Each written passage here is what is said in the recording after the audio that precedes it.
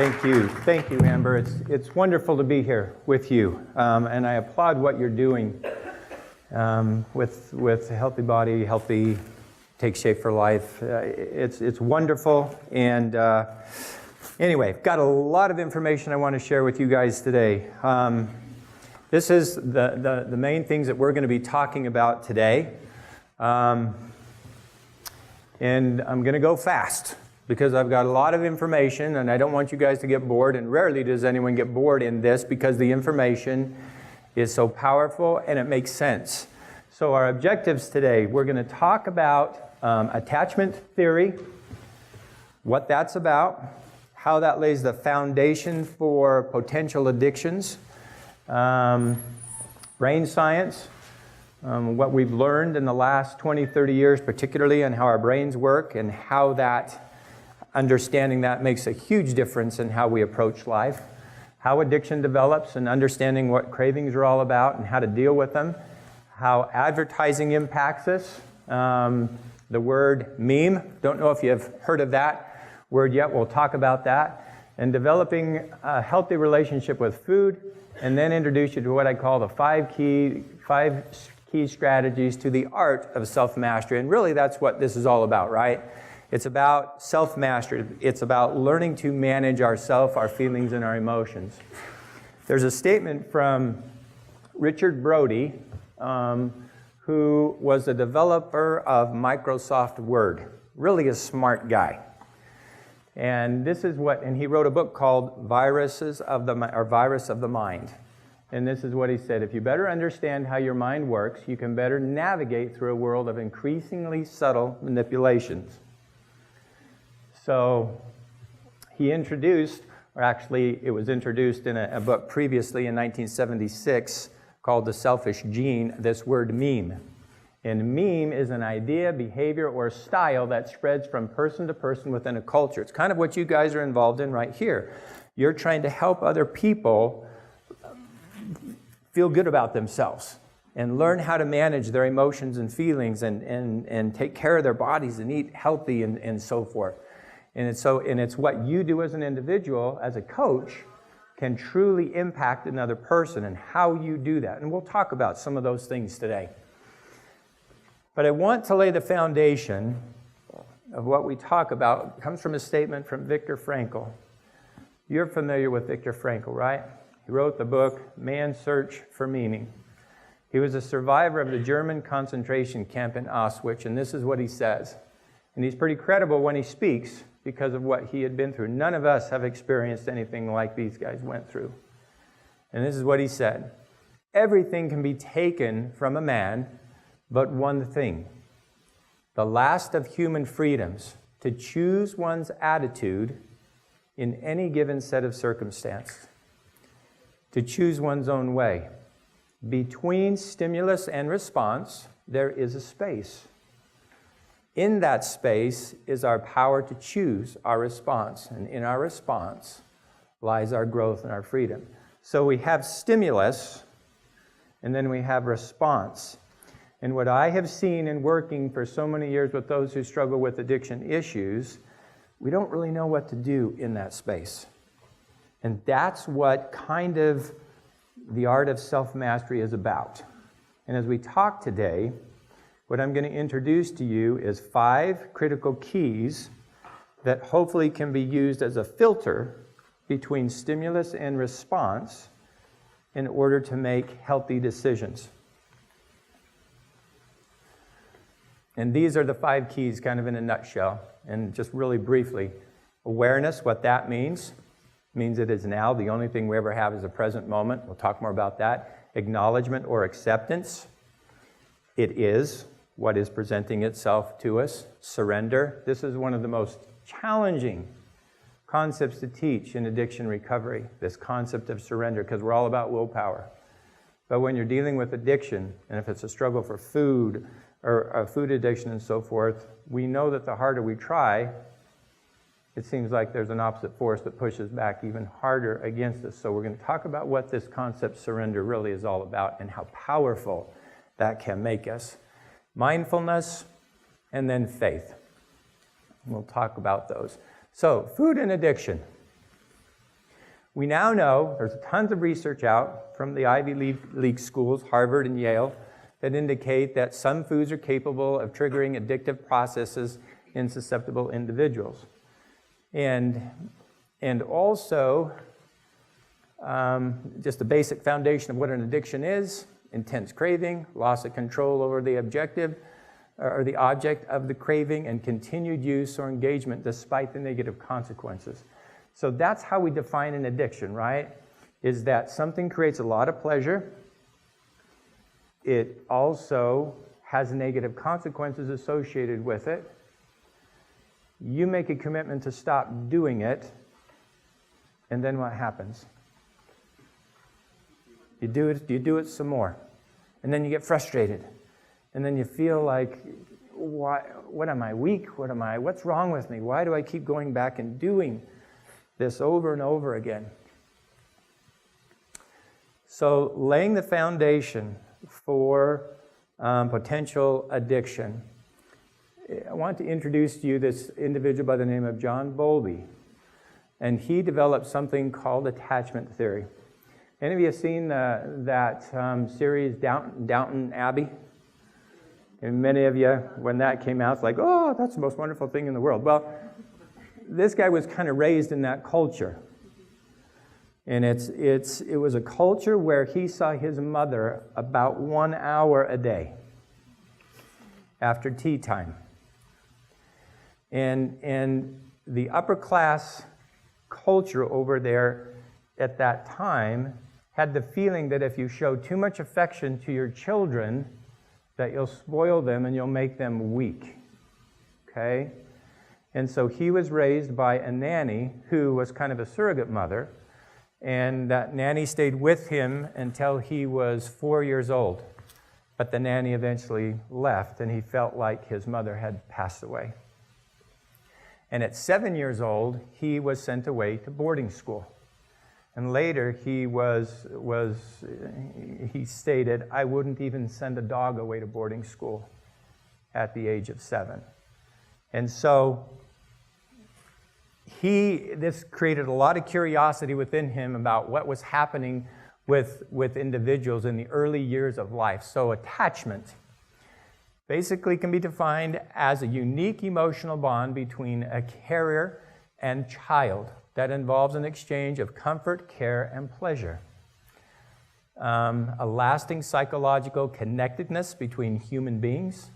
Early childhood experiences have an important influence on the development and behavior of us later in life. We now know that. Our early attachment styles are established through infant caregiving relationships, and the propensity to make a strong emotional bonds to particular individuals is a basic component of human nature biologically built into us. It's one of our very core survival needs, if not the strongest, is that we have to attach and feel loved and needed. And if that is not met, it can create great problems later in life. To grow up healthy, an infant and a young child should experience a warm, intimate, and continuous relationship with his or her mother or permanent mother substitute, in which both find satisfaction and enjoyment. It's an ongoing thing. And other researchers and wonderful clinicians have made statements that this need for intimacy is persistent throughout life, right? It never really ends. We always need this. It doesn't matter how old we are. Another study that verifies this is the largest study ever done of its kind, called the ACE study. And this was a collaboration between Kaiser Permanente Hospital out in San Diego, California, and the Center for Disease Control. And what they did is they followed a cohort of 17,000 to 18,000 people for a period of 10 years. And they asked them a number of questions and so forth, but really, after they did the interview with them and stuff like that, they'd ask them basically 10 questions. And this would give people what was called an ACE score. And it had to do, the research was about chronic stress in childhood, what that did to the developing brain as people were growing. Chronic stress is like this. As Amber said, I used to live in Sitka, Alaska. One of the things my wife always feared was taking the trash out. If you're familiar with Sitka, it's an island. We have 14 miles of paved road, one stoplight. So we're sitting here in our little apartment overlooking the Sitka Sound. There's whales that go by once in a while, bald eagles that fly. It's absolutely beautiful. That's why people spend thousands of dollars to go there. But once you're like on the rock, it's hard to get off of it. We only had one plane come in a day and so forth. But anyway, bears, that was their habitat. And once in a while, you'd see one in the wild. I kept hearing about it, but I never did. And we were there just over 4 years. One day, just a couple weeks before we were moving down south, everything's considered down south when you're up in Alaska. Okay, they say, going down south, okay? So I was house sitting. And it was this really beautiful house, big plate glass windows all around the outside and the deck that you could walk around. And we had this little dog there. I was house sitting. And about midnight the night before, you hear the dogs in the neighborhood just going absolutely nuts. And anyway, didn't think a whole lot about it. And the next morning I got up and the garbage cans were on the street above were just like dominoes tipped over, knowing that a bear was there. And a neighbor came over and said, "Hey, have you seen my dog?" I had my dog, a big German Shepherd. He was outside, chained up, and all that's left is a collar. And I go, "Nope, haven't seen your dog." And anyway, so the following night at exactly the same time, the dogs start going absolutely ballistic again. And I have that little, I love dogs. I have a dog of my own, but he was like a little rat dog. Okay, so he was just making so much noise.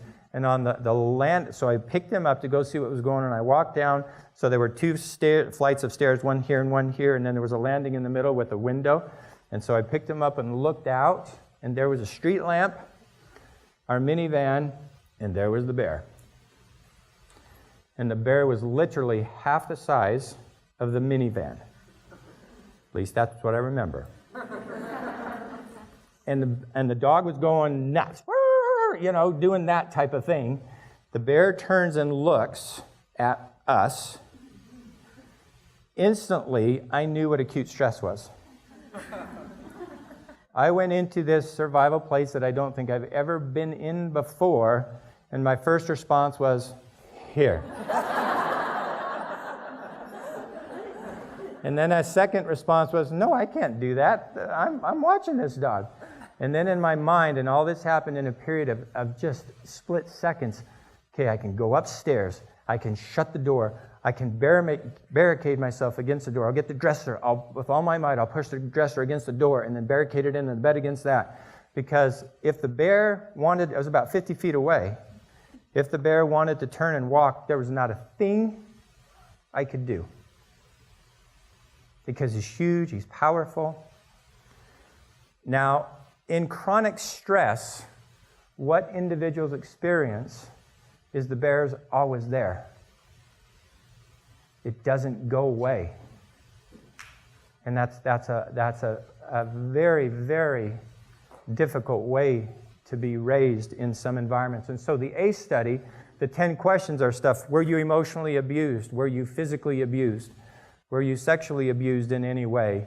Was there alcohol abuse? And anyway, there's 10 questions. You can just Google it, and all the questions are on there. And as you answer those questions, it would give you a score.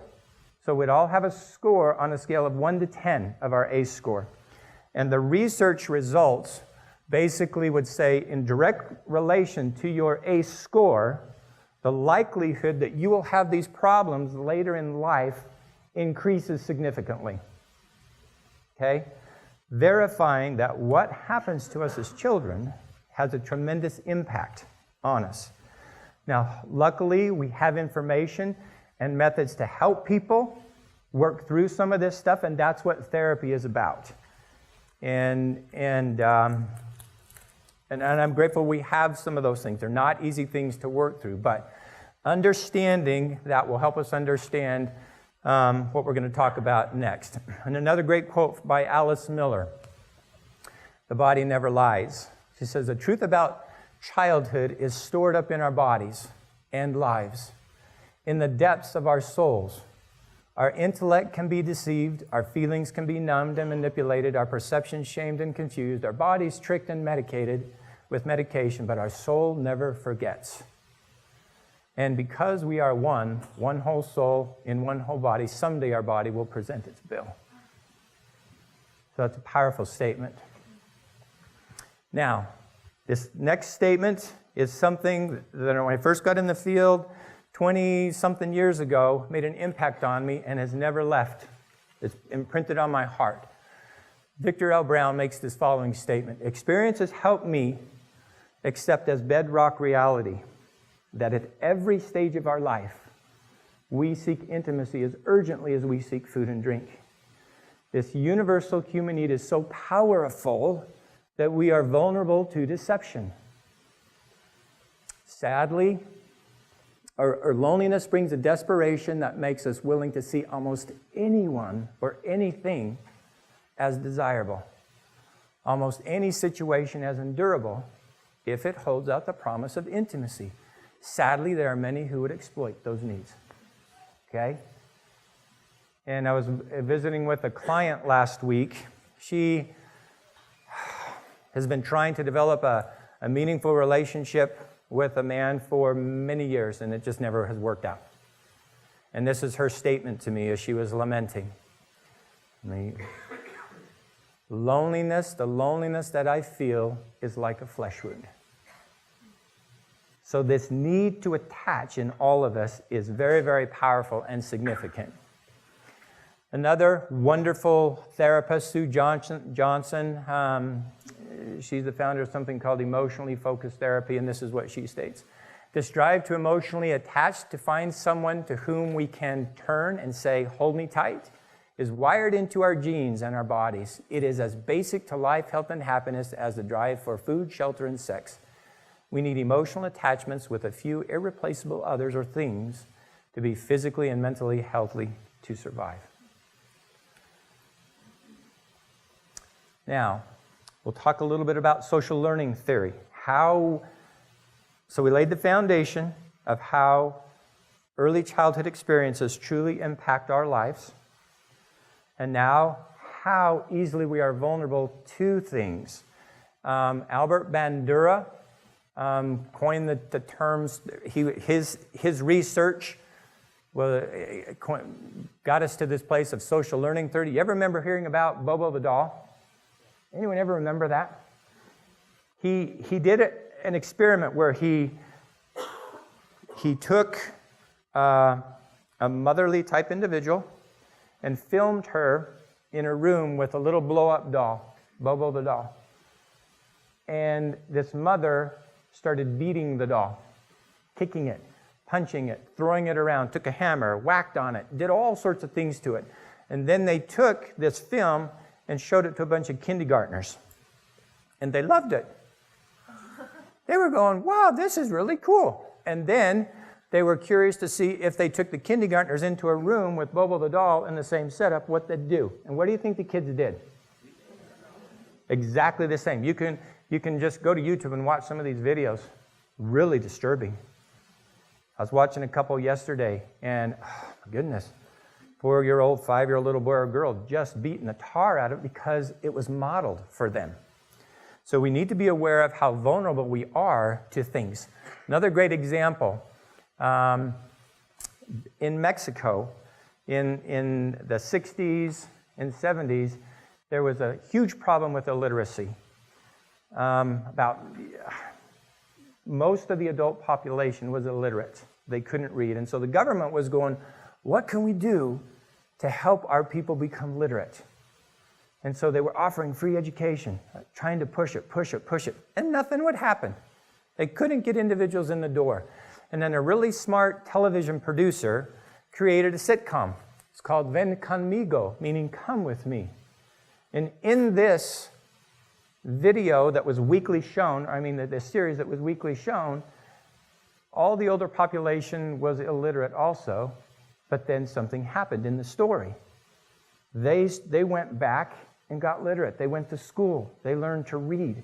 When this one episode was shown on TV down there, guess what happened the very next day? 250,000 people flooded the streets in Mexico City looking for literature to help them with literacy. Signed up for night school and so forth. So stories teach people.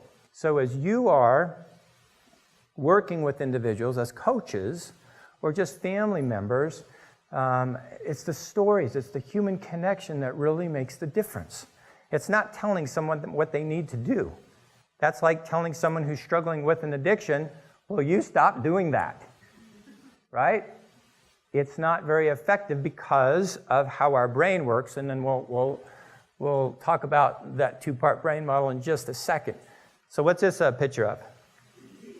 Okay. Do you remember at the beginning of the movie and then throughout the movie, Elliot, the main character, what did he do to lead E.T.? Reese's Pieces, right? So E.T. would, and guess what happened to Reese's Pieces sales after that movie? It went up, some say, by about 300%. Okay? Because it was associated with this amazing feel-good movie of E.T. And before the movie, this is another interesting side note, M&M's was approached. And M&M said, are you kidding? We're not going to do that. We don't want M&M's associated with aliens and stuff like that. So anyway, so they kind of lost out on that marketing. But because chocolate is so powerful, it's still one of the number one candies in the world. So another thing about advertising, it's about Coca-Cola. Advertising budget in 2010, $2.9 billion. The Coca-Cola brand is worth $74 billion. The red and white Coca-Cola logo is recognized in 94% of the world's population. Okay? And so they associate, in the videos that they have, you can see the commercials. All you have to do is just Google them. It's these wonderful, feel-good bears associated with this Coke. It's the attachment to it, right? And it's extremely powerful. And 20% of the users use 80% of the product. And really, I think we fairly well agree that high-intent sugary drinks are not the best thing for our bodies. But that information goes to this part of the brain, the prefrontal part of the brain, but the limbic system that we're going to talk about doesn't care about that at all. And then this class, anyway, you've seen enough of that stuff. And so it's that commercial where the ball or the Coke bottle was bouncing everywhere and all these bears were running, and then that's how the commercial ends. It goes, we saved it. And everyone's smiling. The whole family's happy. So they developed a bond with the Coca-Cola product. Look at M&M, same thing. Now, do you know something, just a real quick side note, too, of Coca-Cola? Let me go back real quick. That in, I think it's April 23rd, 1985, a day will live in infamy with marketing and advertising. Does anyone remember what happened? New Coke. Coca-Cola, for the previous 15 years, was losing ground to Pepsi. Every year, this is Coke in the market sales. Pepsi was going like this every year. And so Coke was going, oh my goodness, what's happening? So they went around and developed this new product called New Coke. In a taste test of 200,000 people chose the taste of New Coke over Old Coke, or what we now have as Classic Coke or Coke. And so they said, we are going to take Coca-Cola off the market. Maybe some of you are too young to remember that, but they took it off the market. And what happened? The whole world came unglued.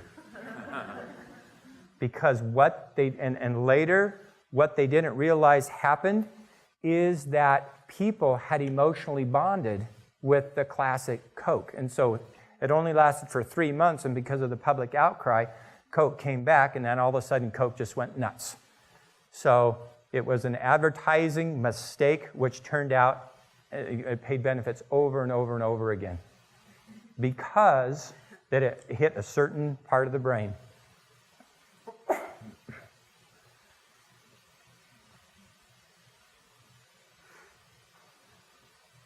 Now, this concept that we're going to talk about is probably the single most powerful concept in helping those who struggle with addiction issues. As I have sat down with many through the years and explained this concept, for the first time they will say, I now understand what's going on, and I'm not a bad, horrible, terrible person. Because those who struggle with addiction issues, they'll come in and they feel like two people. There's a part of them that wants to stop, right? But there's another part that doesn't care about stopping. And so, and there's actually a clinical explanation to that. This part in the red is known as the limbic system, okay? It's the type of brain that's largely functioning in a lion or a tiger. When a lion or a tiger gets hungry, what does it do? Okay? It hunts, it eats, to take care of itself. We have a part of our brain, the limbic system, that is just like that, okay? Now, the prefrontal cortex, we now know that it's the higher functioning brain. It's the rational, cognitive brain. It's the part of the brain that tries to put puzzles together and make sense out of things. And it's the coordination between these two brains and how they work that develops the quality of life. Here's the other challenging issue. The limbic system is the first part of the brain to develop. There's a little part in there called the amygdala, or fight or flight response, that we now believe is fully developed by the time we're around 5 years old. The prefrontal cortex doesn't fully develop until about our mid-20s, is what research is showing.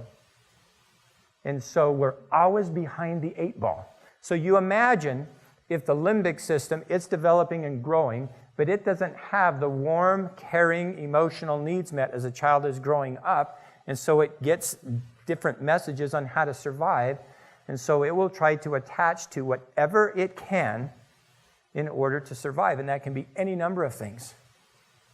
Drugs and alcohol are extremely powerful motivators when you're 13, 14, 15, if your life is horrendous and you don't have those attachment needs met.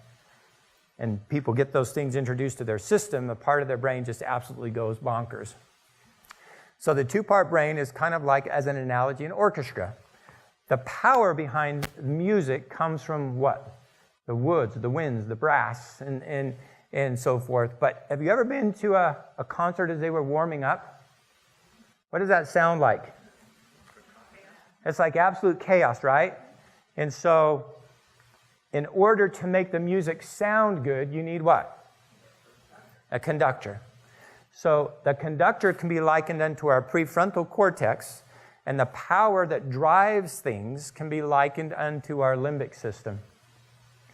Another classic example is of Dr. Jekyll and Mr. Hyde. Many feel that way. The limbic is more the emotional brain, and the prefrontal is the rational. Again, another great analogy to explain how this works is an analogy of an iceberg. 85 to 90% of an iceberg is what? Underneath the water, we do not see it with our eyes, or submerged or subconscious. Only 10 to 15% do we see above the waterline. So the prefrontal is likened unto the tip of the iceberg, our conscious mind, and the limbic system can be likened unto the part. It's underneath. And this is the part that we have to learn to understand. Another thing that we now know is that with those who are struggling with issues, we have to learn to understand the limbic system's language. And guess what? It doesn't understand verbal language. And that's all we've been trying to do to treat it. That's why treatment in addiction issues for so long has been so ineffective. And the modern treatments that we're coming up with now, through these 5 strategies that we're talking about today, it's a way to address that without threatening it. So the limbic system, let's talk about it for just a second. So our basic instincts. Can you just throw out to me some of the things we need to do in order to stay alive? Eat, drink, sleep, sexuality. Okay? All of those things, air, food, water, attachment, sexuality, intimacy. That's why in a lot of my private practice I deal with pornography addiction. It's a pandemic in the world because it portrays in a way to the limbic system attachment. And that's why when the limbic system is attached to that, it's survival. See? And that's why it's so, but this part of the brain doesn't get that. And that's why there's a conflict, and that's why there's so much trouble with that. So, 3 prime directives in the limbic system, important to understand. The first is survival. Its job is to keep us alive. And it does a very, very good job of doing that. It's not good nor bad. This is just what it does. It's what it was meant to do. We need it. We need this part, or we can't survive. So how do we survive? Second prime directive of the limbic is to avoid pain. That means any type of pain. The limbic system doesn't like emotional pain or physical pain. As a matter of fact, it looks at those things as a threat to survival. And so what does it do? By nature, it searches for something pleasurable. Now, and we'll talk about the pleasure centers in just a second. This is really important to understand. The limbic system, there's no shame or guilt that come from that part of the brain because they don't exist there. It's like asking the question, have you ever seen a lion or a tiger eating its prey and looking like it feels guilty? Okay, because it doesn't come from the part of the brain that drives that behavior. Now, James Olds, this is to talk about the pleasure centers in the brain, how it was discovered. He co-discovered the pleasure centers in the brain with Peter Milner, and he is considered to be one of the founders of modern neuroscience. And he actually discovered it by accident. They were mapping out a mouse's brain, trying to figure out how it would respond to certain things. And so they'd move the electrode around and around and around, and nothing much would happen, nothing much would happen. And then he hit the limbic system. And so he hooked it up to this little lever right here. And all the little mouse would have to do is push this lever, and it would get a shock. But it would hit to the limbic system. And so the little mouse was going around, and it was hooked to that, and he hit the lever and went, boom. And then what do you think the mouse did? Ooh, what was that? And he went back, boom. And then what did the mouse do? Again and again and again and again and again. And within a 24-hour period of time, up to 5,000 times per hour. Okay? And so they'd bring food and water in, and the mouse would go, food, water, this lever. And he'd go over and just keep hitting that thing till it would just be exhausted. Okay? And so that's where this chemical that we really figured out what was going on. All addiction, we now understand, has to do with this chemical dopamine. And it originates in the limbic regions of the brain, in this deep subconscious part of the brain. Learning how to be aware of this reality, that's why you can't, when people struggle with an addiction, they will make a commitment never to do it again. But that the limbic part of the brain doesn't understand that. This part of the brain does, but this part doesn't. So we have to understand how to manage it a little bit better. Now the prefrontal is the rational, logical. This is where all these things take place. We care about things. We care about our family. And so just real briefly on these, we have about 100 chemicals in our brain. We have a built-in pharmacy. There are little things called neurotransmitters, okay? Dopamine, serotonin, norepinephrine, things like that. So our brain, everything is a communication between an electrical and a chemical signal in our brain. It's the chemical signal that is creating the problems, and that's inherent in our physical bodies. And so they communicate via this coordination between these two. And then as we go through life and experience things, we start to develop neural networks or pathways within the brain, and so our brain learns how to respond a certain way.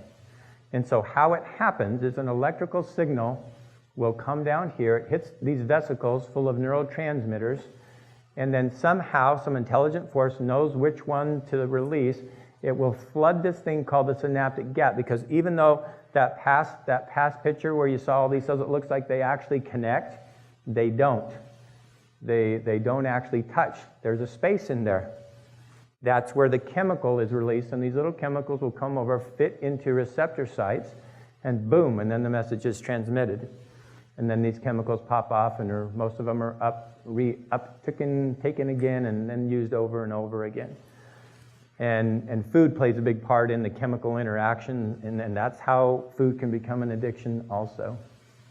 Now, one of the first things that is very useful in helping those that struggle with addictions, or are struggling with food, chemicals, sexuality, doesn't matter, it's all the same, is to recognize what is called the addictive voice.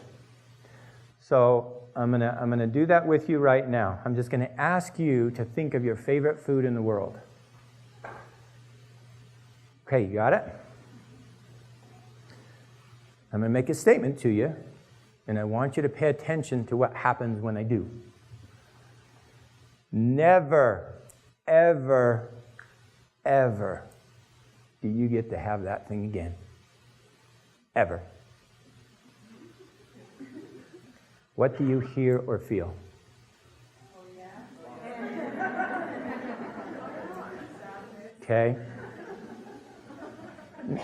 Now, what you just did there is very significant. That voice or feeling came from the limbic part of the brain because it's associated with pleasure.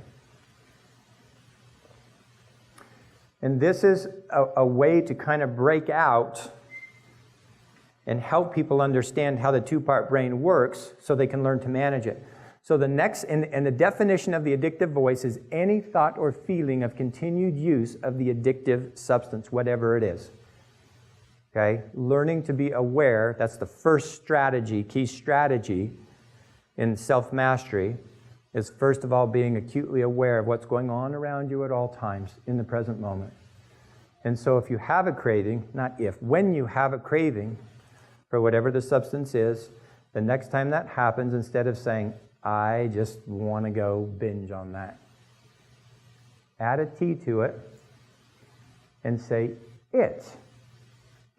my limbic system wants me to do that. Second key in the strategy of self-mastery, accept that and quit being so frustrated with that, because that voice and feeling comes from a part of you you cannot control. I mean, you cannot control it coming. Okay, does that make sense? Most of the time, people who struggle with addiction are so doggone frustrated because they keep having triggers. We don't know how to get rid of those triggers. That's not the issue at all. The issue is, do we learn some strategies in order to deal with them better? And we know now that fighting it is not very productive because we're fighting the instinctive survival part of the brain that has gotten the message through periods of time throughout the years of using the substance that this is associated with survival. That's how powerful addiction is. And so we need to have a better understanding and more compassion that it's simply a part of our brain doing what it was built to do. And we just haven't been taught the language in order to deal with it and manage it in a healthy way. So it's like, oh, I love M&Ms myself. Okay? I have a big jar of them at home right now. But through time and practicing, have you ever just taken an M&M, peanut M&M, thrown it in your mouth and sat with it? Just sit with it for 5 minutes. It is cool. It's like learning to, and what do we do over here? You know, we just go nuts on them. Sit with one M&M and just let it slowly dissolve in your mouth. It gets you more grounded in the present moment.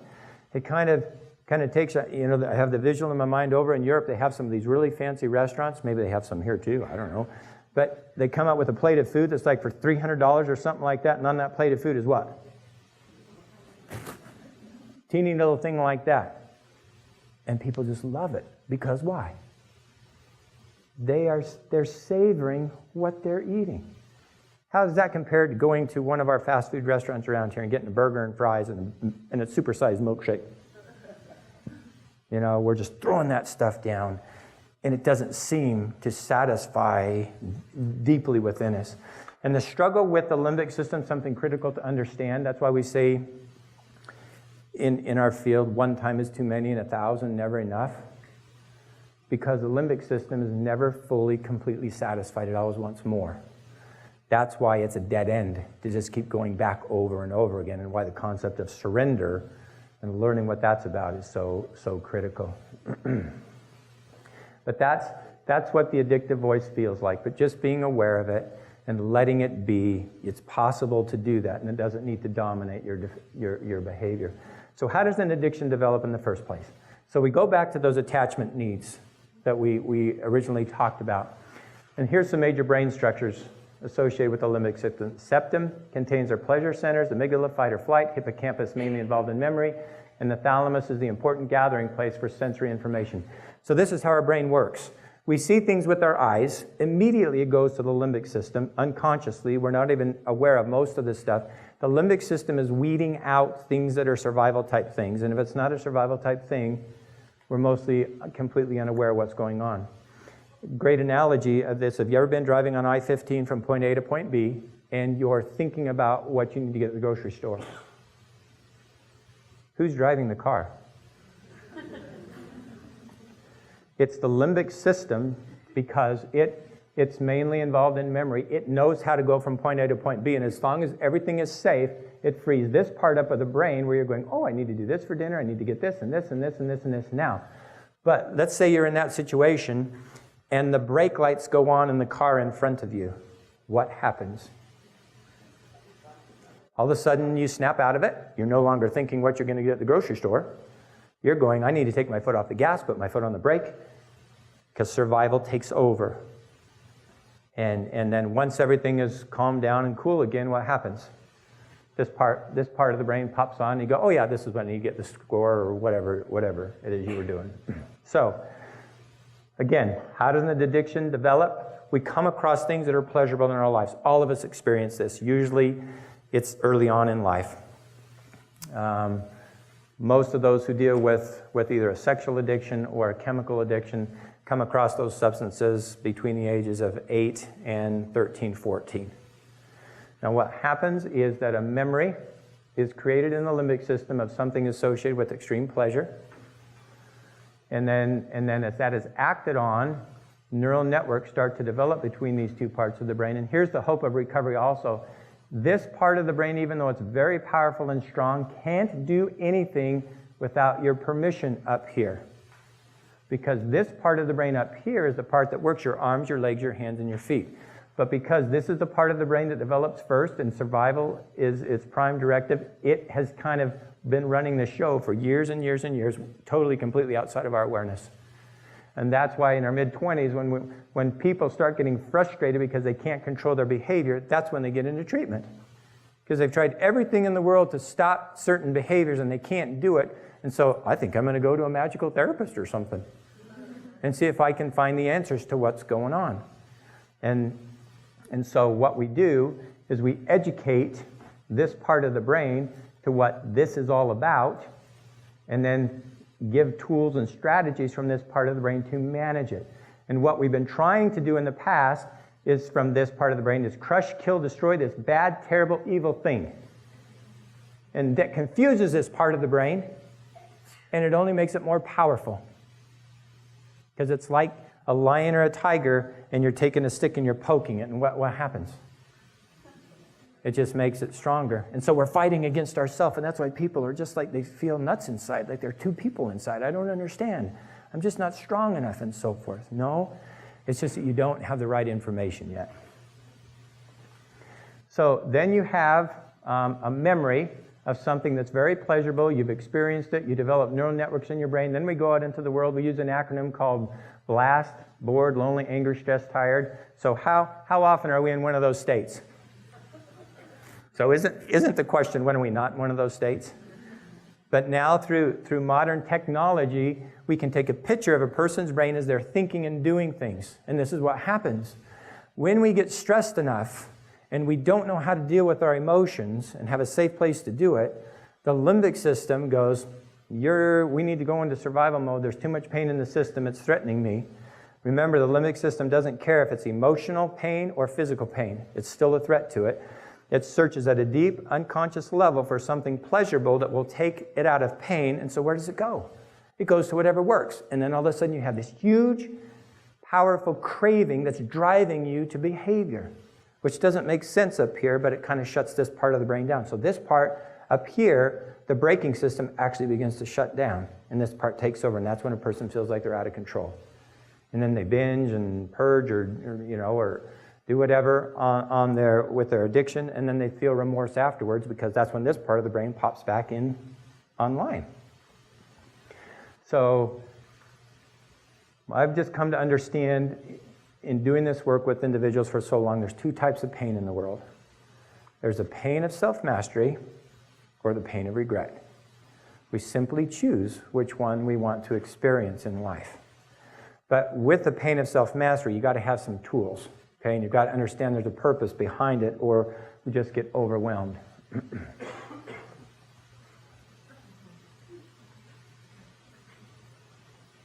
In food, we can definitely turn for comfort. Now, this is an amazing study done about willpower. And this individual, or these researchers, gave 200 participants beepers that went off at random times, 7 times throughout the day. And the purpose was to ask individuals, what are you dealing with right now? Are you dealing with a craving? What's going on inside of you? And what they found, many of these desires were ones they were trying to resist. It means that usually when they were beeped, it was something they go, oh, I shouldn't be doing this. So they were coming from the limbic system. And researchers concluded that people spend at least a fifth of their waking hours resisting desires, between 3 and 4 hours per day. So what do you think? And they came up with 4. What do you think in order the things we deal with consistently? What's the first? Food. We're thinking about food more than anything else. These are the 4. Food, number 1, sleep. Anytime I could just drop and take a nap. Right? You ever feel that way?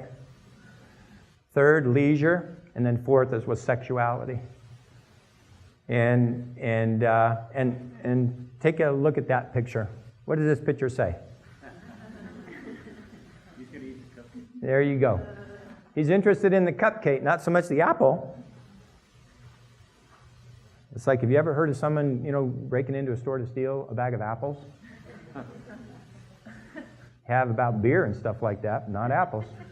Because that's, the beer would hit the survival part of the brain, and that's why individuals that are severely addicted to chemicals will do crazy, crazy things, because the instinctive survival part of the brain that has no morals or values is driving behavior associated with survival. And that's why we have to do a better job of educating and understanding and helping those that struggle with these addictions to really know what's going on. They're not bad people. It's how their brain has been deceived. And then we need to help them get that back online. And we all know that salt, sugar, and fatty foods, the same thing happens in the brain. Dopamine starts to flow. And a statement from Harvard Mental Health Letter: the likelihood that the use of a drug or participation in a rewarding activity will lead to an addiction is directly linked to the speed with which it promotes dopamine release, the intensity of that release, and the reliability of that release. And then some things we now know can increase the release of dopamine up to 10 times. Again, this is why the pornography stuff is such a huge issue, because it's reliable, it's fast, and it just floods the system. Food can do exactly the same thing, the craving for it. So learning to develop a healthy relationship is important. So again, it's associated with survival. And so hopefully that gives a little bit of a different perspective on what those who struggle with addiction are dealing with. And as you are being coaches to help those, with exercise, same thing with exercise, right? Limbic system, when it's 5 o'clock and the alarm goes off, what would the limbic system say? Go back to bed. There you go. I need another hour sleep, another 15 minutes. I'm going to exercise tomorrow. Or, there's 2 more cookies or another piece of pie. Get that now. So it's like we have to start organizing our life from this part of the brain. So it really boils down to instant gratification versus long-term satisfaction. So the process, and the quest for self-mastery doesn't mean that everything is peachy and rosy all the time. It's not. Life is about dealing with challenges and struggles, but being responsible for them and managing our lives in an appropriate way. And that means dealing with hard things from time to time. We also know that recovery and change is an ongoing process. This is what the addiction field has come out with. It's basically called the recovery-oriented systems of care, meaning that people don't change and get better by going to a treatment program for 30 days. I mean, it can help them, but we all know stories of people that have struggled with heart addictions. They go to a very expensive treatment program, and then a week later, what? They're back at it again. So it's a lifetime ongoing thing, and that's what these strategies help address a little bit. And these are these are the 5 that we're going to talk about. Awareness is the first key. The statement by Albert Einstein is very significant. Okay, so now we're talking about this place between stimulus and response and what to do about it and what you can use in your work with individuals. For us physicists believe that the separation between past, present, and future is only an illusion, although a very convincing one. So the only thing that we ever have, ever, is the present moment. But yet we live in this thing called time, where we have to deal with this concept called the future, but it's always out here. It never really exists. And then we have this thing called the past that trails behind us, like a comet in the sky. All the things that we do, it kind of trails behind us. But the only time we can ever do anything is when? Now. And it's learning to be grounded in that reality is so important, because usually what we're doing in the now is worrying about the future or thinking about all those horrible things that happened in the past. And because of the way our mind works, we're kind of bouncing back and forth all the time. So we've got to teach our mind to be settled a little bit more. This is a wonderful dialogue, one of my favorite all-time movie clips about awareness. Takes place in a Star Trek movie called Insurrection, okay? This is, I don't know if any of you remember the film, but it's about a people called the Baku people. They're living on this planet that has this power source inside that apparently regenerates things, and so they're like 500 years old, but they look like they're 30 and 40.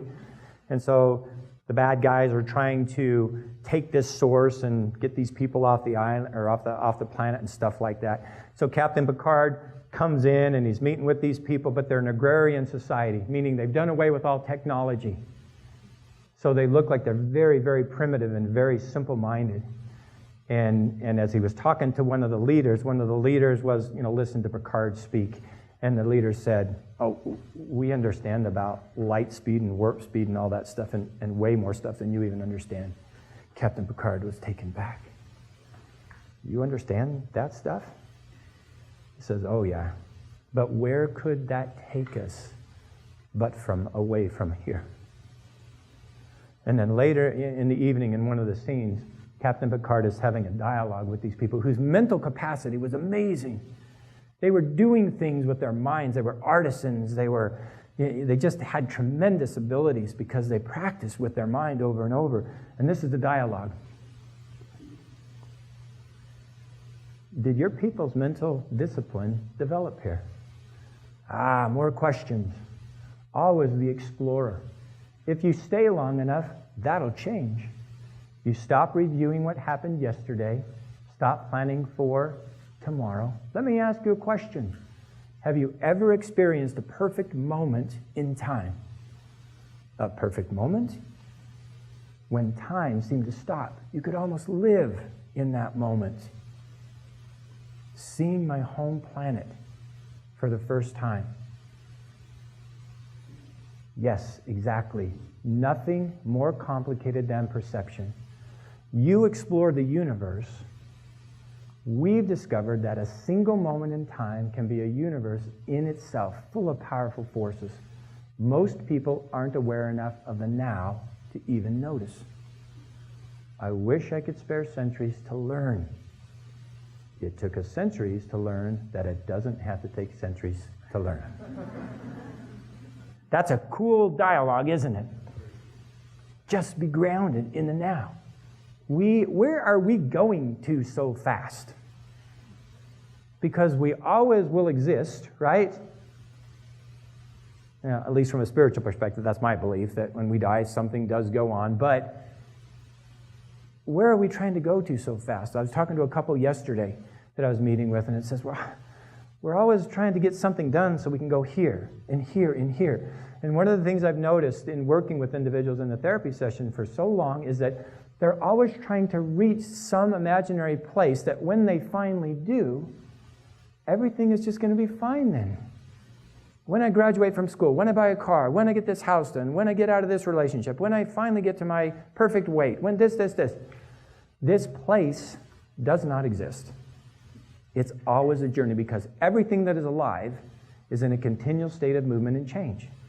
Being grounded in that reality and being grounded in awareness is critical to finding more joy and slowing down.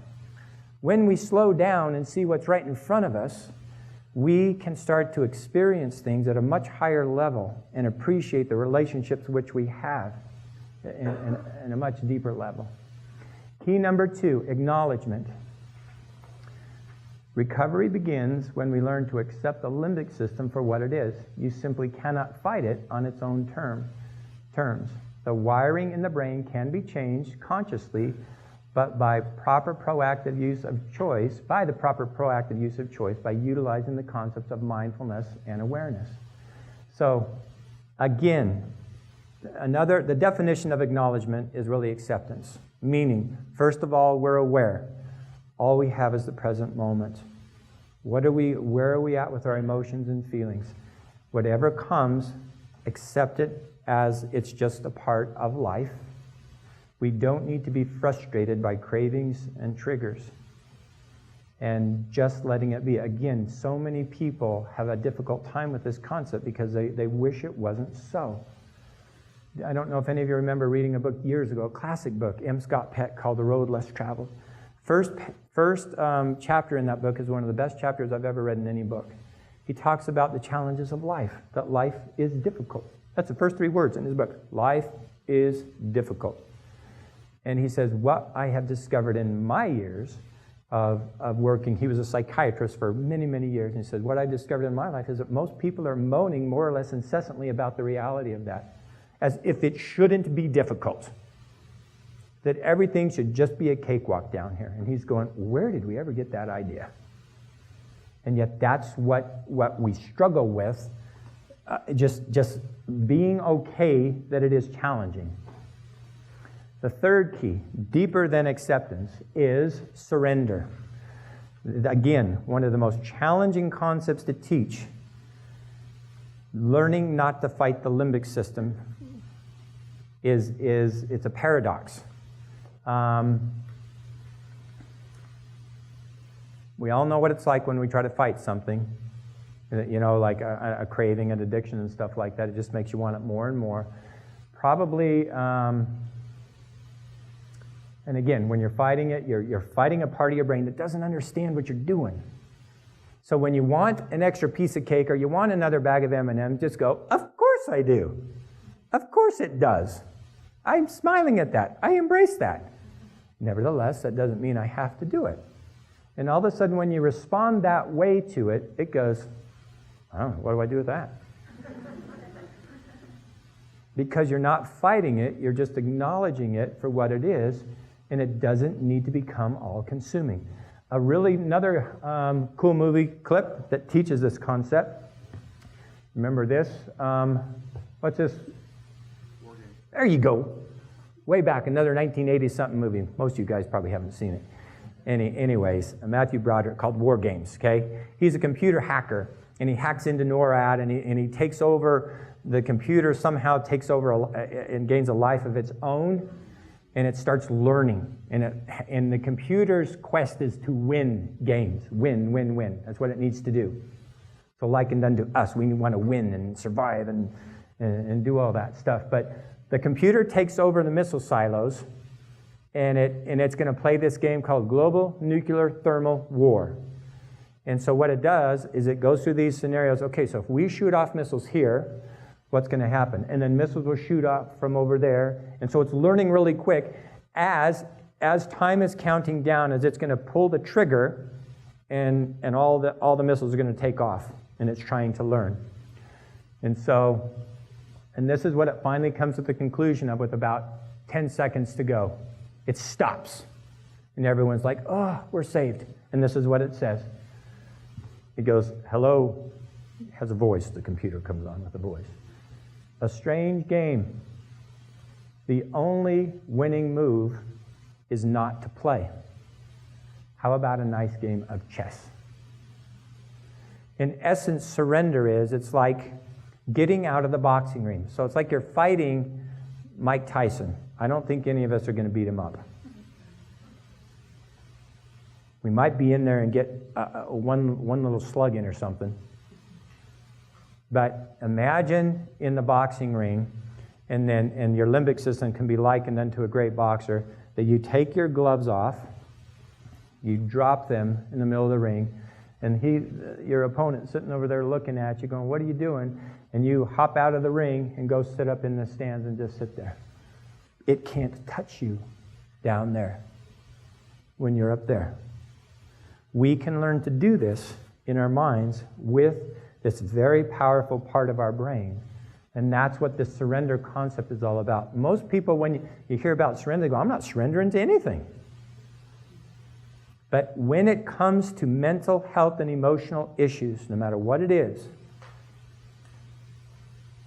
it's the only way to win, is not to play that game. And hopefully that makes sense.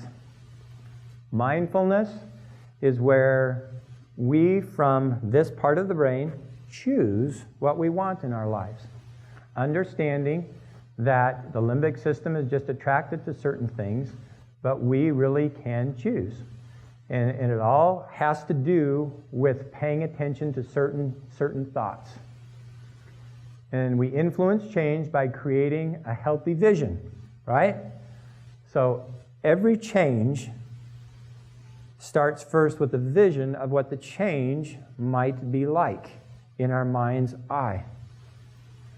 And so that creates what's called the future vision statement. So you associate healthy eating and healthy living with fun. Not that, oh my gosh, I've got to do this stuff so I'm not this way.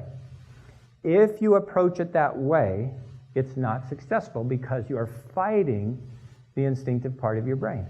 If you approach it as, what is it that you truly want in your life?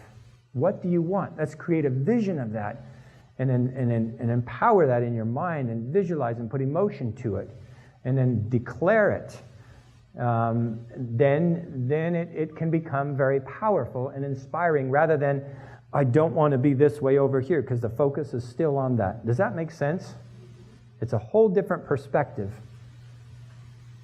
And I want to talk a little bit about the power of thoughts. This statement is something I would encourage all of you to memorize. It's one of the most powerful statements that hits right to the core of who we are as human beings and how our minds work.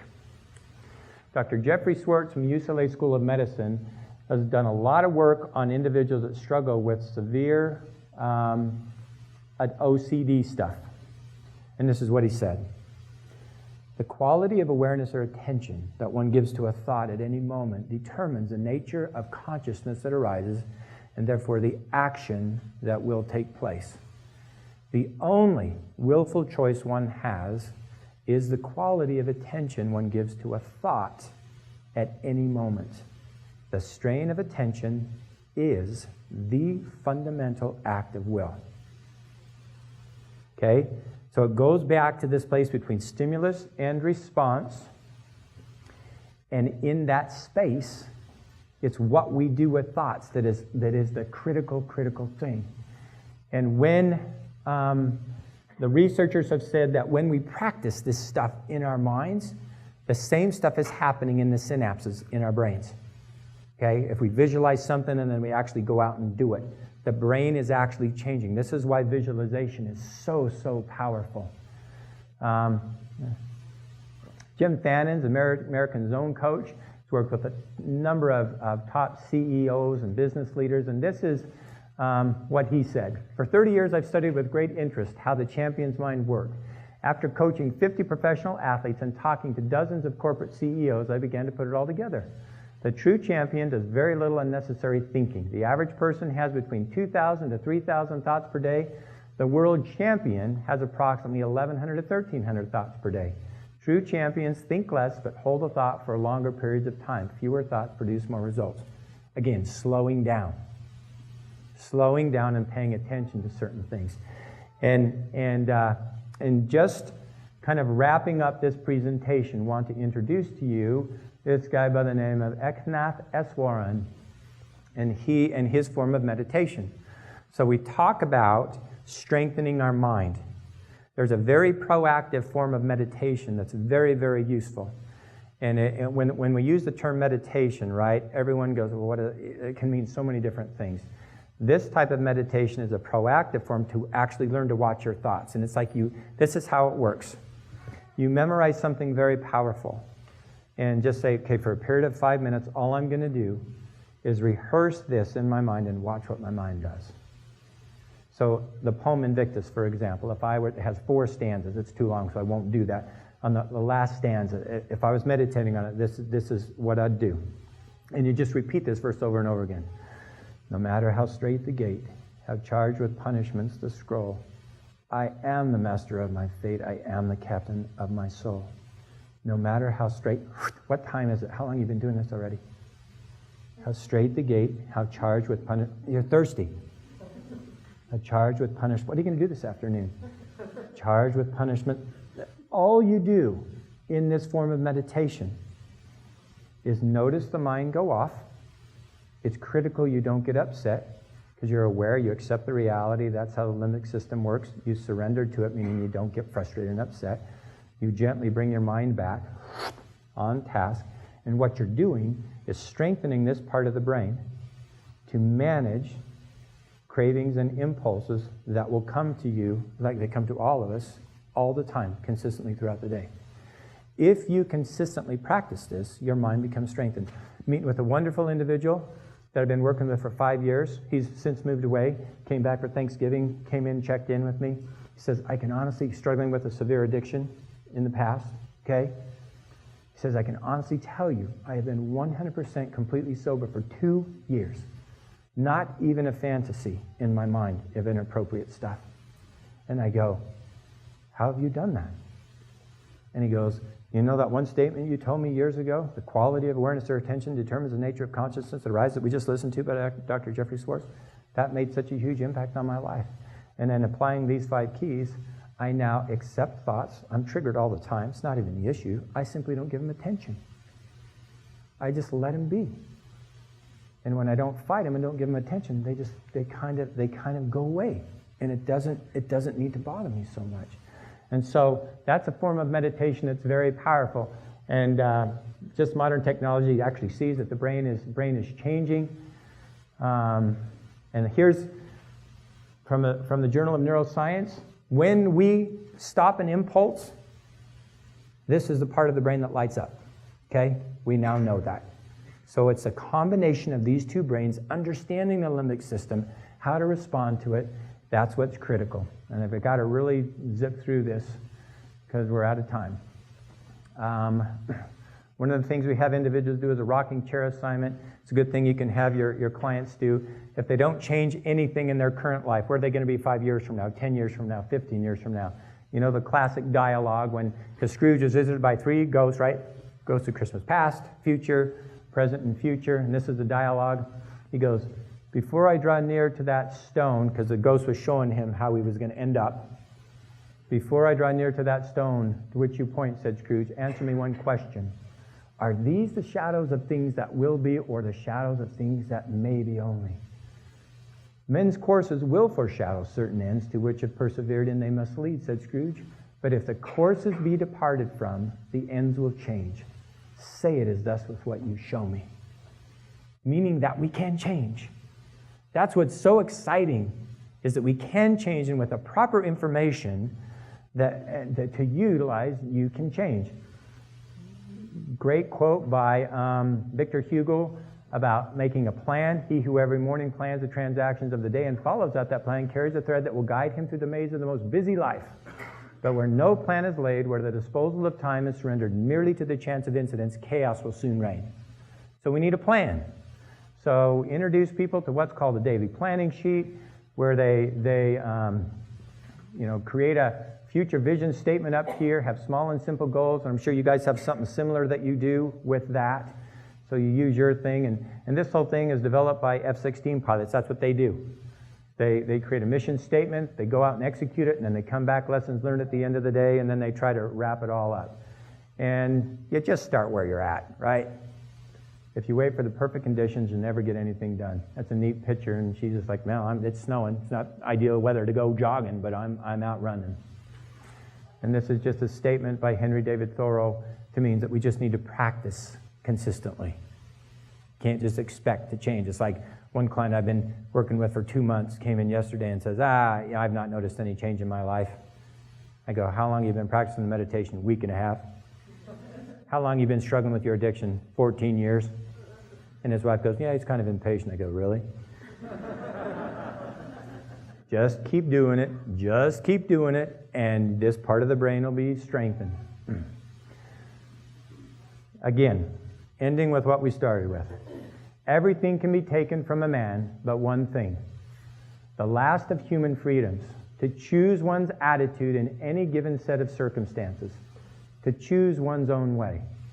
Between stimulus and response, there is a space. In that space is our power to choose our response. In our response lies our freedom. So the quest is to put these 5 keys in that space between stimulus and response and start to utilize them and practice them over and over again. And if any of you are interested, down the road, we're hoping to have a couple of books out that teach this stuff. One's a kid's book. It's called Kunal and His Elephant, and we're using the analogy that the elephant represents what? The limbic system. And the little boy is trying to train it to do positive certain things, but not by beating it and stuff like that. So it's a good way to introduce this concept to children, and then this book will be in more detail about these 5 keys that we talked about. So anyway, thank you very much. You guys have been wonderful, and turn the time back over to you, Amber.